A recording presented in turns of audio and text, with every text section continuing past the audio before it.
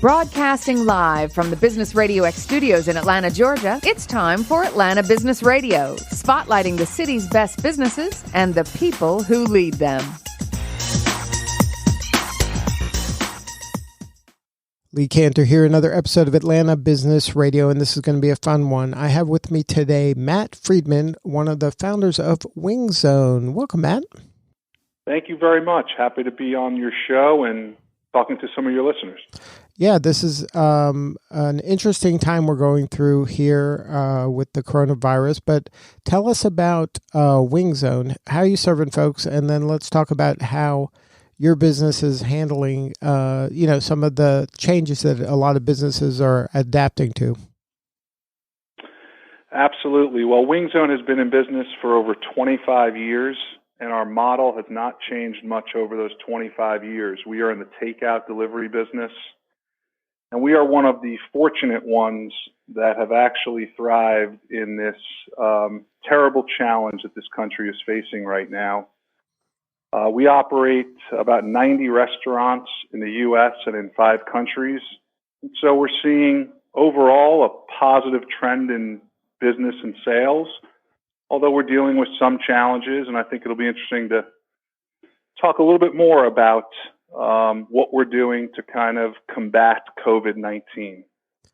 Now, you have built this to not you have a restaurant that's built primarily on takeout and delivery. So you're kind of ideally suited to handle a crisis like this because that's what you've been doing every day for your existence. So this is just some of the activity or just how you do things normally. But have you had to make certain adjustments because of the virus? Well, of course we have. I mean, Wing Zone operates in a small footprint. We do dine-in, carry-out, and delivery. So our dine-in business has obviously been depleted. We have added curbside pickup to our arsenal. So really our business is really focused on 2 core aspects. Number one is our delivery business through our own direct delivery platforms, meaning people order from wingzone.com or through some of the third parties like Uber Eats, DoorDash, Grubhub. And then curbside delivery has been a new addition to our options for our consumers. Now, how did when the crisis started coming into effect for your franchisees, how were you able to communicate with them kind of this new world order? Well, first of all, I believe that we were well ahead of it, or as ahead of it as anyone can be, with just some tremendous challenges. Some of the things we did initially was get on the phone with some of our key franchisees, not only in Atlanta, but outside of this market. We also had a member of the CDC talk to our entire franchise network to talk about best practices from glove usage to sanitizing our hot bags. And then last but not least is we put on an aggressive marketing campaign, which really involved 2 major things. Number one is free delivery, which is not typical for us, to really entice customers to order from Wing Zone. And number 2 is a free item with all curbside orders. I think the last thing that I'll just mention is communication through this has been paramount. From our suppliers to us to make sure that we're able to get product and business as usual or as usual as it can be, and then communication to our franchisees as far as the additional support that we're providing. We did send new uniforms to every restaurant, new hot bags, and then we've invested a lot of marketing dollars into social media to really get the word out about Wing Zone's open, we're operating, and we're your go-to for convenience of curbside and delivery. Tell us about that walkthrough video you just finished filming. Listen, as the CEO and founder of Wing Zone, whether I like it or not, I'm the face of the company, both to our franchisees and our consumers. And Listen, it was a little bit of a PSA, public service announcement, just to tell people about what we're doing to make sure that we're providing them safe and quality products, as well as things like contactless delivery and curbside pickup. It was important for me to get ahead of it and communicate to everyone, our franchisees and our consumers, of, understanding where we're at right now, and last but not least, that they can trust us. I think trust is a very important factor right now. It's one of our 4 core values, and just felt like it was the right message to put out there. And what has kind of the results been from that? We have some phenomenal news to report, which is we look at, like many businesses, what we call a competitive sales analysis from the same period last year. And so when COVID-19 hit, and since COVID-19 has hit, our sales in our domestic restaurants are up in sales. And I think what's remarkable about this is we were comping against March Madness, which is a huge play for us in most years. College campuses were in full effect, meaning students were on campus, around campus. So it has been something that I could not have imagined to be a positive opportunity for us. So we're going to continue to kind of push this pretty hard. Our franchisee engagement is very high. And last but not least, I think we're really taking care of our consumers. Now, I've been interviewing a lot of franchisors lately, and some of them are seeing an uptick in people interested in their franchise because of a lot of people being laid off or them feeling job insecure. Are you finding the same thing? It's a really interesting question, and I'll explain it this way. During a thriving economy and a very low unemployment rate, corporate America booming, 401ks at record levels, franchising, although it's prominent and has been successful for us, we believe that, people losing their jobs, people whose 401ks may be depleted, they start to look at how do they take control of their own future and their own well-being. So for us, because of the model we're in, we've seen a healthy surge of franchise prospects coming through our doors. I think what makes WingZone unique is we get into a small footprint. We have a pretty simple business model. It does not require an army of people. And we're excited about some of the opportunities that are presenting themselves. I think a few things that I'd like to point out to some of the listeners is, we were dealing with high rent rates, kind of a landlord market, construction costs being very high. And then the other factor is a very low unemployment. So we were kind of fighting for quality team members.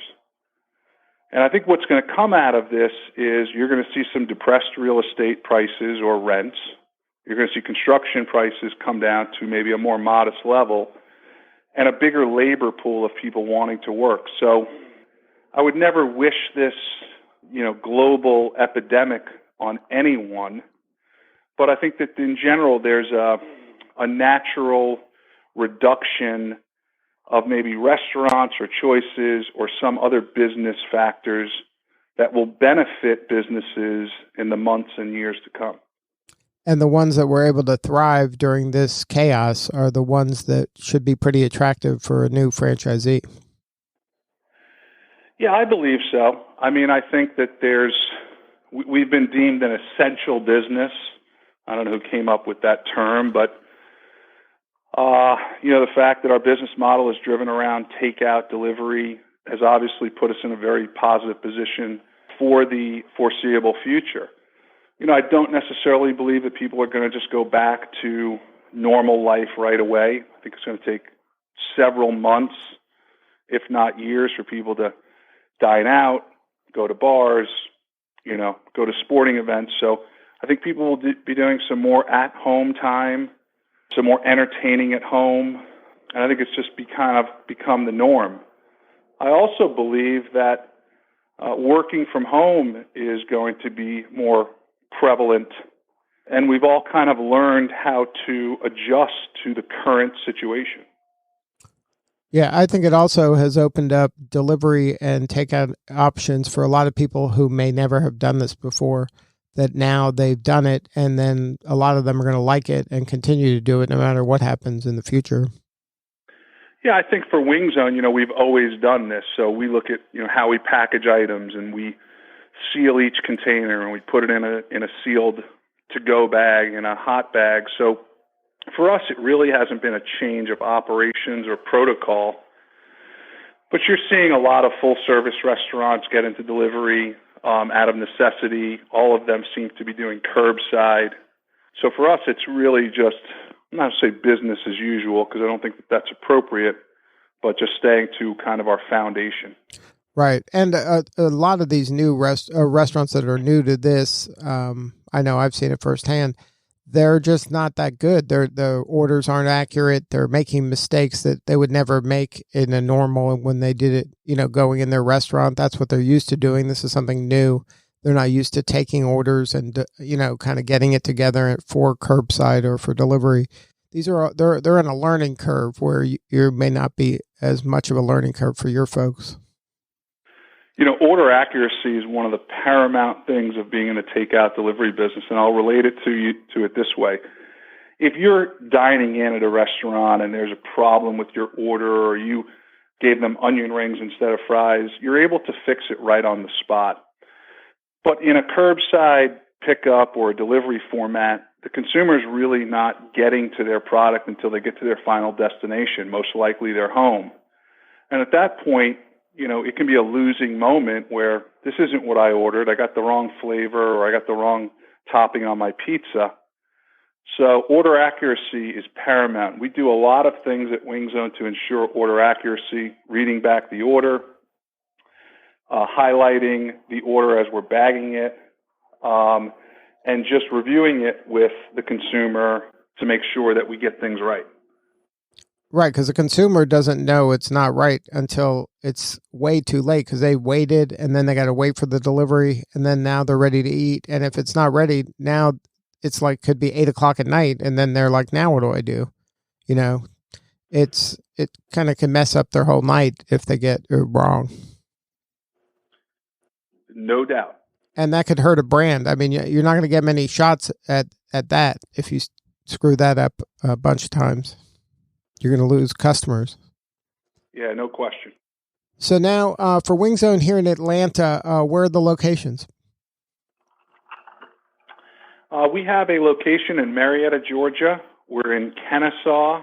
We're at Georgia Tech or in Midtown. And then, although it's not in the Atlanta market, we do have a location in Athens, Georgia.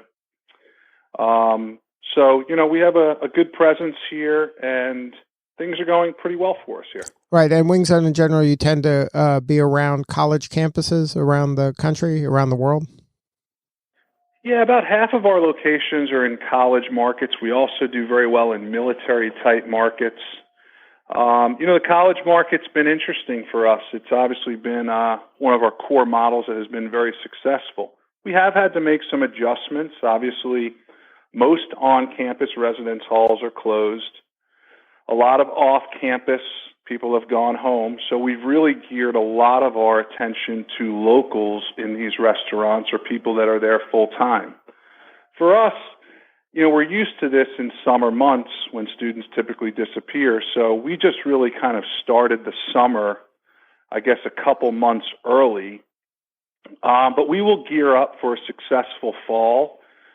And we are immensely optimistic that students will come back in August, and we will kind of get back to what normal is moving forward. I'm with you. Well, if somebody wants to learn more about Wing Zone, what's the website? It's wingzone.com from our consumer site, and wingzonefranchise.com on our franchise site. Good stuff, Matt. Thank you so much for sharing your story today. I appreciate it. Thank you. All right, this is Lee Cantor. We will see you all next time on Atlanta Business Radio.